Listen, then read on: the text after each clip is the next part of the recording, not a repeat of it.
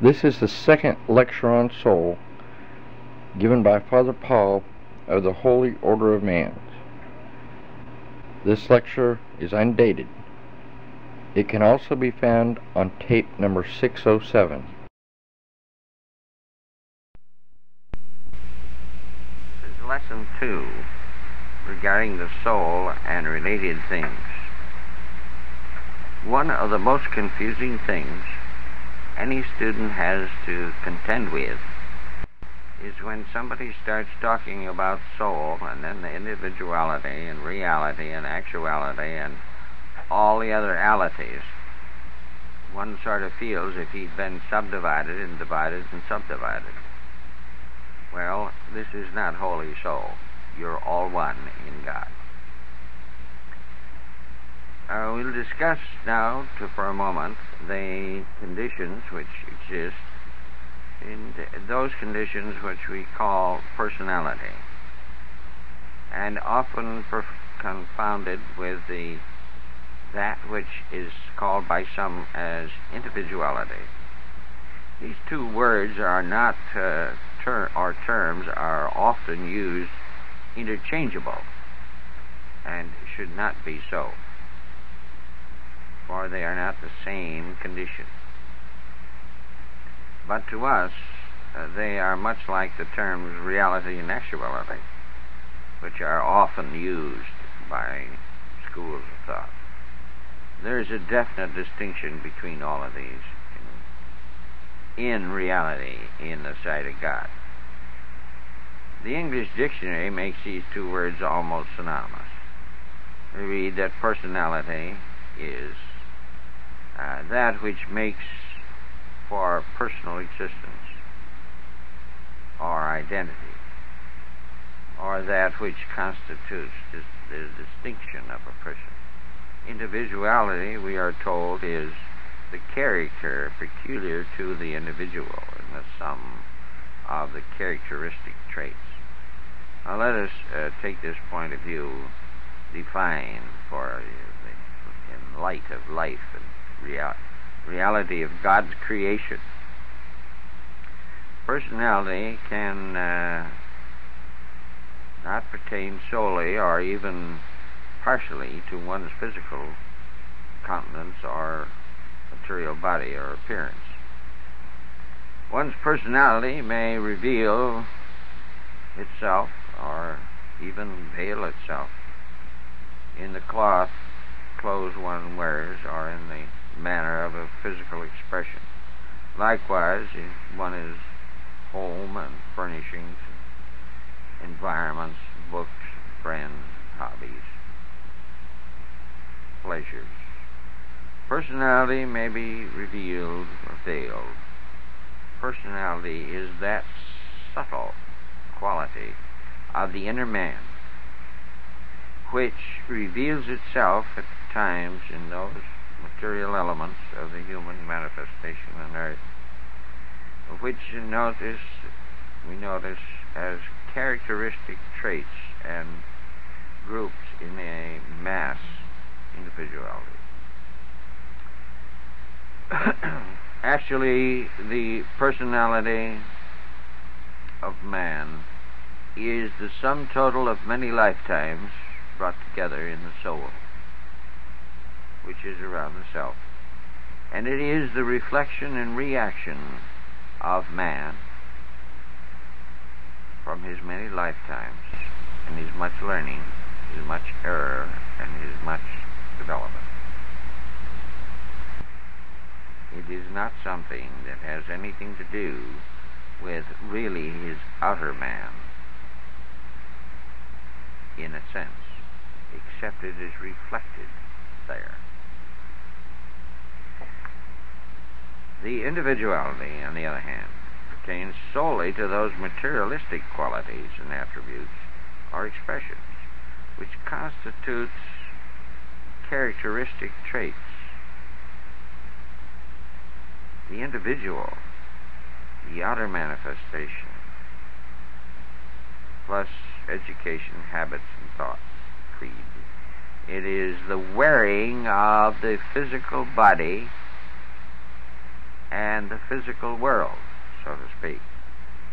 And I use the word wearing because we are wearing a body. It is a vehicle which is carrying you, the self and the soul. Continue this simple explanation. Might say that the personality is the naked body under the unchangeable cloak.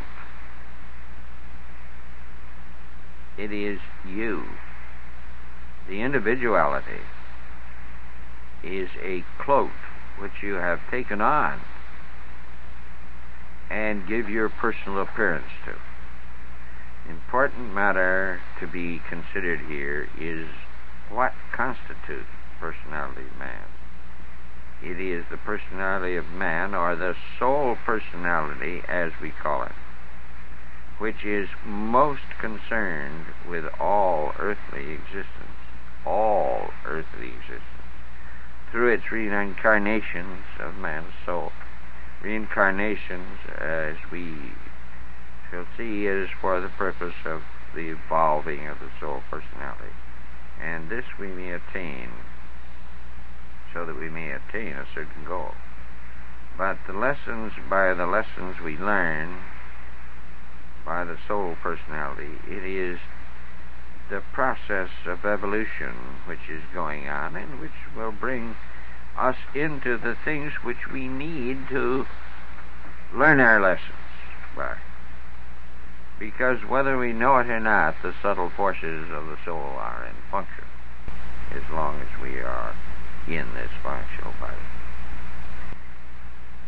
Man, only through his personality, he expresses in each incarnation, and he brings with him the knowledge of the material body function. In a few words, personality may be said to be the mind of the soul in reality.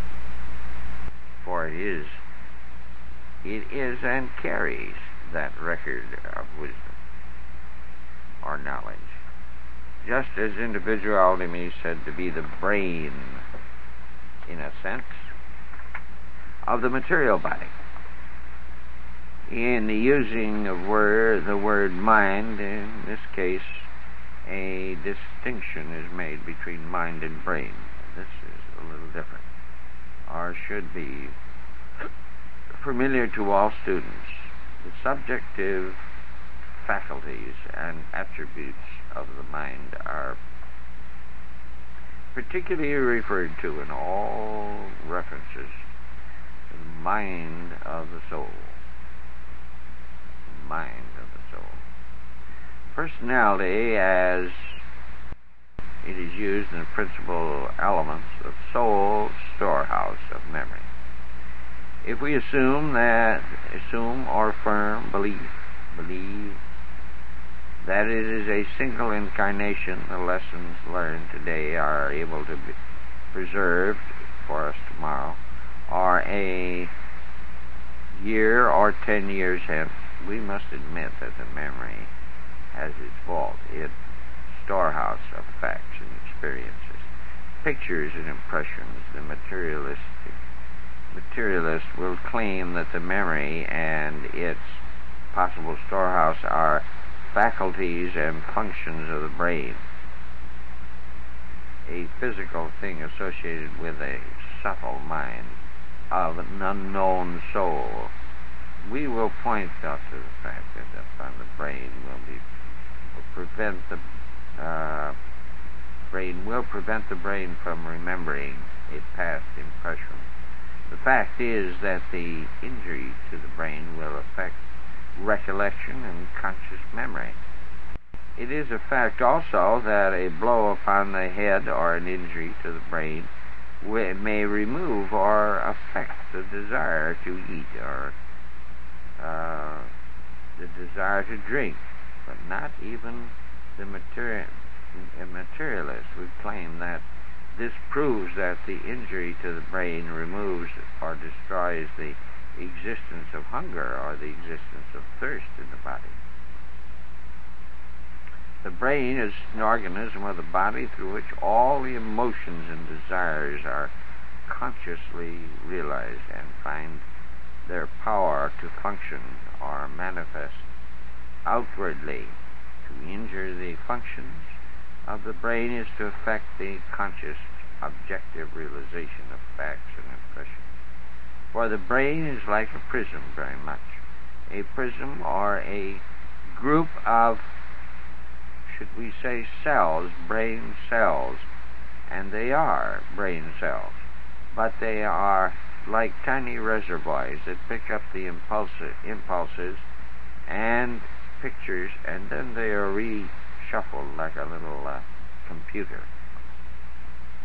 We may close or obstruct the threshold which leads from the inner subjective to the outer objective chamber, but such shutting off of the free passage of thought does not destroy the thought, and most certainly the blockade does not prove the non-existence of the chamber beyond. That memory is stifled and made non-manifest by an injury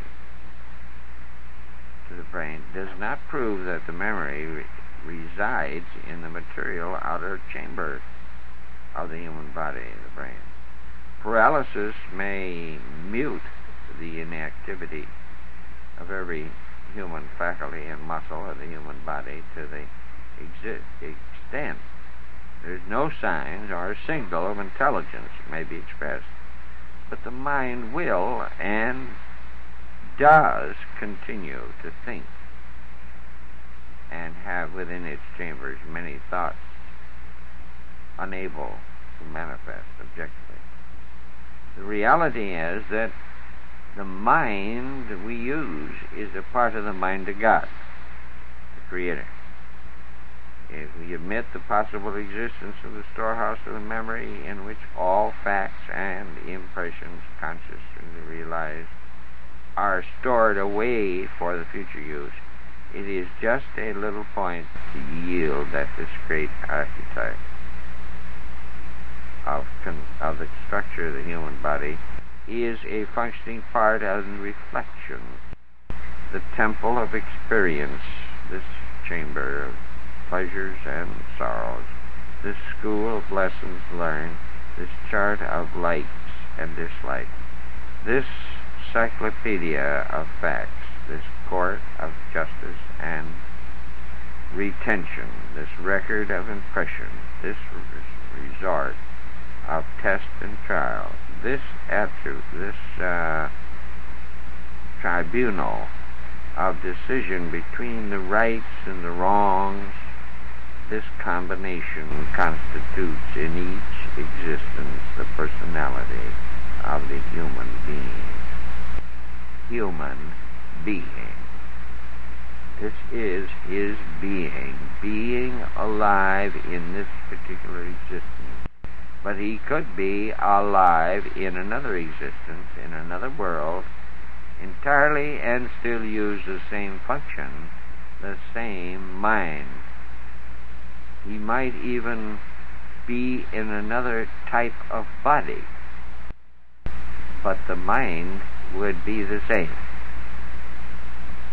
Now let us take for the subject of the soul a separate condition, personality or character of the being, the study of its purpose and function, as you said, that the religious tendencies of the Egyptians, replete with the theories and explanations of man's physical and spiritual existence, contain nothing that could be interpreted as belief in the existence or possibility of a soul. This is true only of the popular religious beliefs and principles.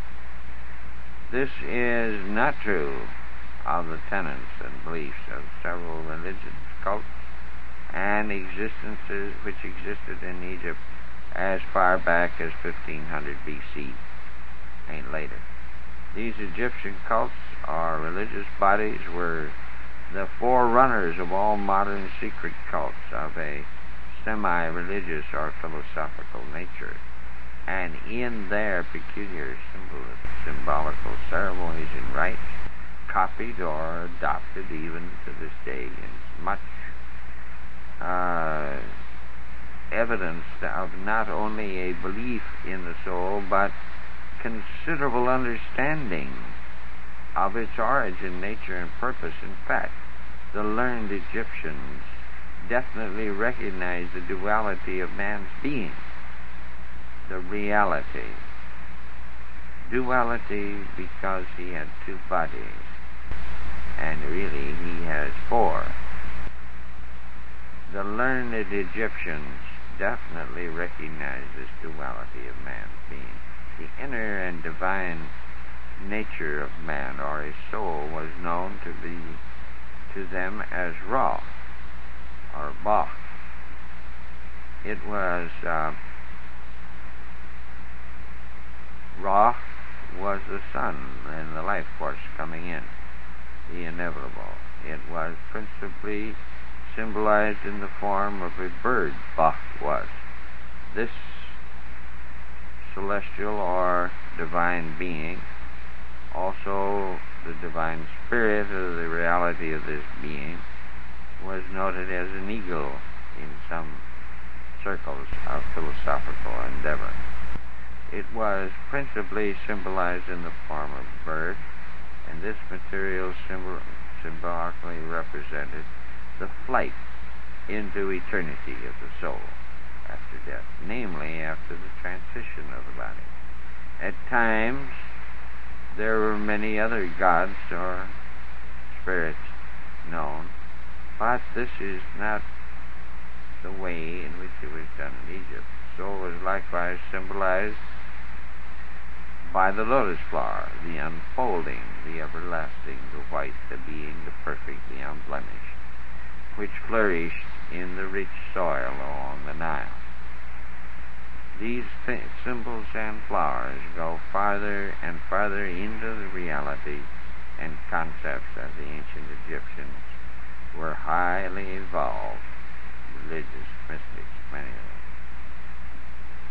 them. In the Orphic religious cults of the 6th century BC, the soul was considered a divine element of evolution, which was evolving through the earthly expression. We read also the soul is a part of the divine or universal soul, for which the body of man in its limited and moral conditions is to fit organ by organ, but a wound or prison. The continuous existence of the soul in the body is a punishment for sins in a previous condition. The Orphic principle and rites tend to establish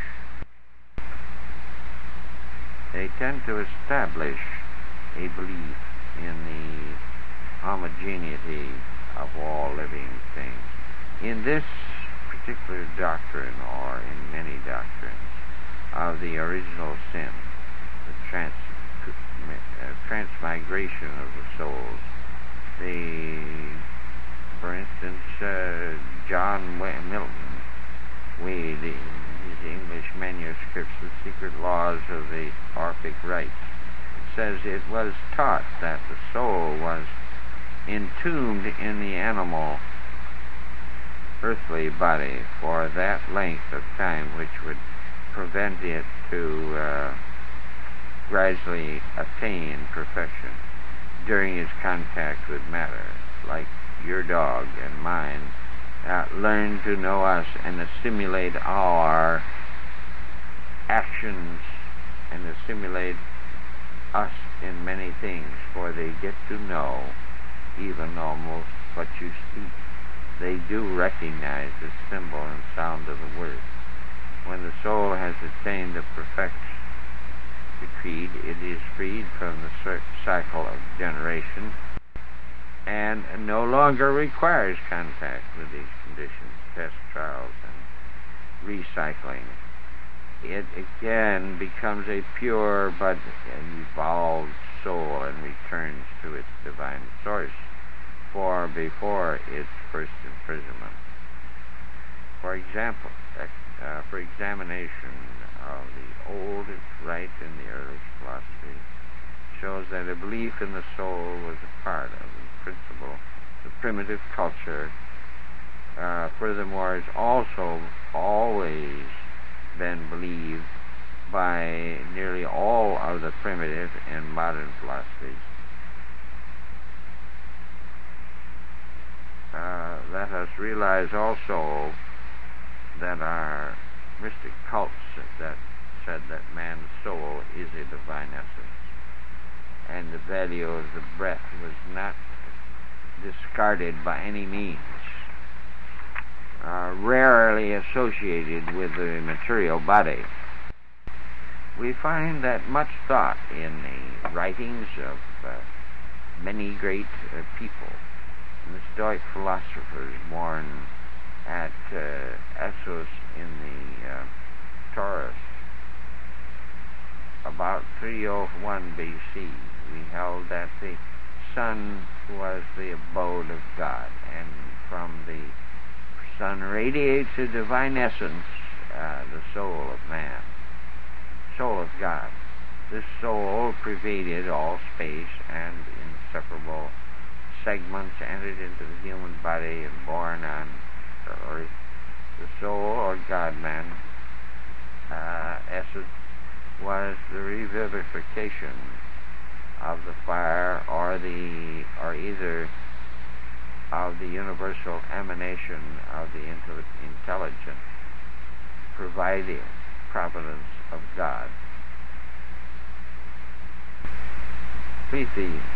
Cleanfoot added on the original idea that the degree of the validity or of the soul after so-called death depends upon the degree of its vitality in its life in the body.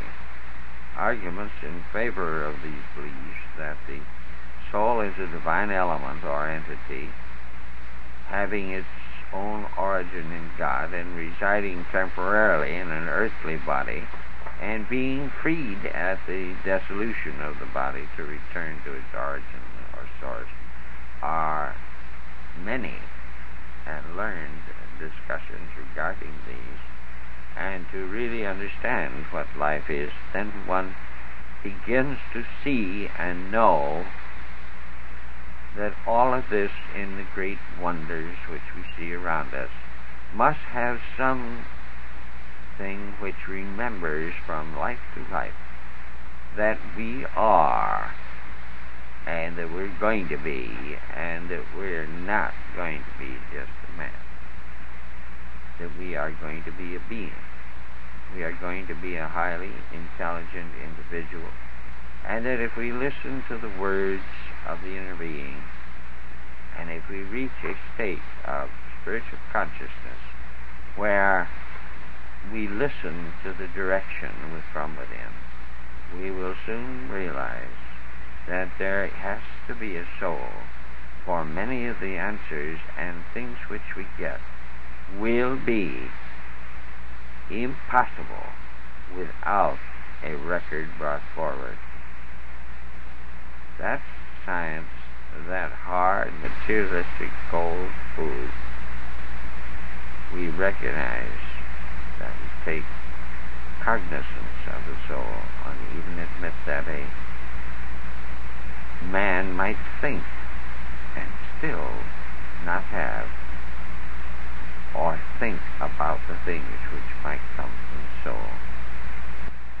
Plato voiced this same idea in the words as manifestly as the human soul is, by means of the human senses, linked to the present life, so manifestly it attracts itself by reason of the concepts and conclusions and anticipations and efforts to which reason leads it to God and eternity.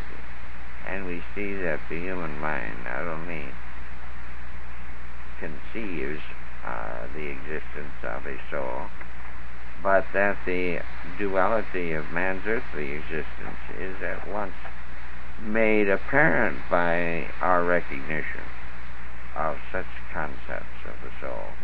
It is not possible, after considerable thought, to conceive of a man as having a soul without conceiving that man's expressions on earth, that is, in the form of body and soul, the material form enclosing the immaterial. Consider the soul as a separate part and shell of the self, immaterial parts of the dual man, and mind must naturally be considered the immaterial entity of being immortal, divine, and eminently from God. This is the reality. This is the actual heritage which God has left us with, that we may take with us our life history, our life library, from one life to another without hesitation.